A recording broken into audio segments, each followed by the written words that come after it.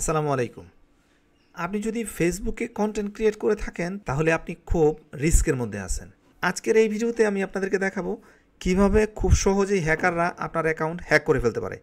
আর আপনি যদি এই পুরো ভিডিওটা মনোযোগ সহকারে দেখেন এবং জেনে যান কিভাবে আপনার অ্যাকাউন্ট হ্যাকাররা হ্যাক করতে পারে, তাহলে আপনি আপনার অ্যাকাউন্টকে সিকিউর রাখতে পারবেন। তো আপনারা দেখতে পাচ্ছেন যে আমি আমার সামনে একটা ইমেইল ওপেন করে রাখছি। আমি যদি ইমেইলটাকে আবার একটু ব্যাগে চলে আসি, তবে যে এখানে মেটা ফর ক্রিয়েটর্স, মেটা থেকে আমাকে একটা ইমেল পাঠানো হয়েছে। চলেন একটু বিস্তারিত দেখি। এখানে আমাকে বলতেছে যে আপডেট ইউ ট্যাক্স ইনফো, আমার নাম ধরে বলতেছে যে আমার ট্যাক্স ইনফো আপডেট করার জন্য, এবং এটা যেন অবশ্যই ফেব্রুয়ারির 8 তারিখের মধ্যে করি, নয়তো আমার অ্যাকাউন্টে আমি টাকা রিসিভ করতে পারবো না। আমি ফেসবুক থেকে যে টাকাটা ইনকাম করি ওইটা রিসিভ করতে পারবো না। এখন দেখেন, এই ইমেলটা যে আমাকে পাঠাইছে সে আমাকে জেনে বুঝে তারপর পাঠাইছে। এখন আপনি বলবেন যে ভাই, যে পাঠাইছে মানে ফেসবুকে তো আপনাকে ইমেল পাঠাইছে। না, এই ইমেলটা ফেসবুক আমাকে পাঠায় নাই।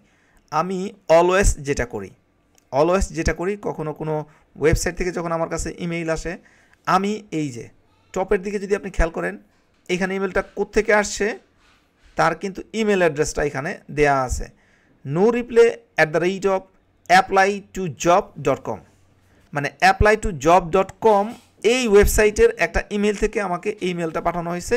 তার মানে কি, প্রথমেই তারা ভুল করেছে, আমাকে এই জায়গা থেকে পাঠায়া। এটা হওয়ার কথা ছিল no_reply@facebook.com বা meta.com, মানে মেটা অথবা ফেসবুকের কোনো ইউআরএল থেকে আসবে। এটা আসছে অন্য ওয়েবসাইট থেকে। এছাড়াও আমি যদি আপনাকে আরও একটা বিষয় দেখাই, যেমন এখানে আমাকে বলতেছে ট্যাক্স ইনফরমেশন অ্যাড করার জন্য। আমি যদি এখন এই ট্যাক্স ইনফো এটাতে ক্লিক করি, আপনি দেখেন আমি চলে আসছি FACEBWK facebook.com এ, এবং আমাকে বলতেছে আমার ইমেল অ্যাড্রেস দেওয়ার জন্য এবং আমার পাসওয়ার্ড দেওয়ার জন্য। আমি ইমেল অ্যাড্রেস এবং পাসওয়ার্ড দেওয়ার সাথে সাথেই আমার অ্যাকাউন্টটা হ্যাক হয়ে যাবে। তাহলে তারা আমাকে কেন এখানে নিয়ে আসছে? তারা মূলত আমাকে এখানে নিয়ে আসছে আমার অ্যাকাউন্টটা হ্যাক করার জন্য। দেখেন এখানে খুব সুন্দর করে আমাকে একটা মেসেজ পাঠাইছে এবং বলতেছে যে আমি ট্যাক্স ইনফরমেশন অ্যাড করার জন্য। আর ট্যাক্স ইনফরমেশন অ্যাড করতে গিয়ে আমি যে ইমেল অ্যাড্রেস এবং যে পাসওয়ার্ডটা দিব ওইটা হ্যাকারের হাতে চলে যাবে। এখন এইটা ফেসবুকে আমি অ্যাড করার পর হ্যাকারের হাতে কীভাবে চলে যাবে?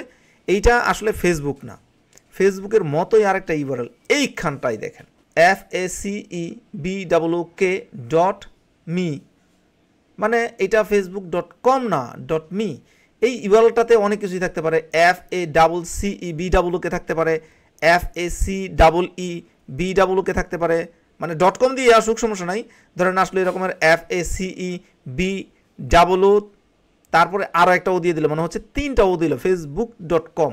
হ্যাঁ, মানে এক্সাক্ট বানান যদি এখানে না থাকে, আপনি যেভাবে জানেন ফেসবুক FACEBWK.com, এই ইউআরএল ছাড়া অন্য কোনো ইউআরএল যদি আপনাকে পাঠায় এবং আপনাকে বলে যে ইউজার নেম এবং পাসওয়ার্ড দেওয়ার জন্য, কখনো এখানে ইউজার নেম এবং পাসওয়ার্ড দেবেন না। দিলে সাথে সাথে আপনি হ্যাকড হয়ে যাবেন।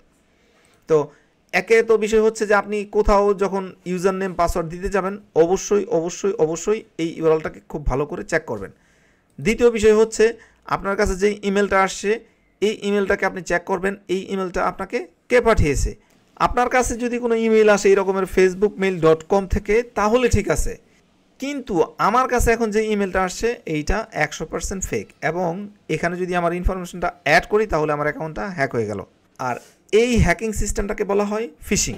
আপনারা ফিশিং লেখে ইউটিউবে যদি সার্চ করেন, তাহলে এই ফিশিং মেথড ব্যবহার করে আর কোন কোন ওয়েতে আপনার অ্যাকাউন্ট হ্যাক হতে পারে এই বিষয়ে কিন্তু আরও আপনি বিস্তারিত জেনে যেতে পারবেন। তো আশা করছি আমার আজকের ভিডিওটি আপনাদের খুব উপকারে আসবে। দেখা হচ্ছে পরের ভিডিওতে নতুন কোনো টপিক নিয়ে।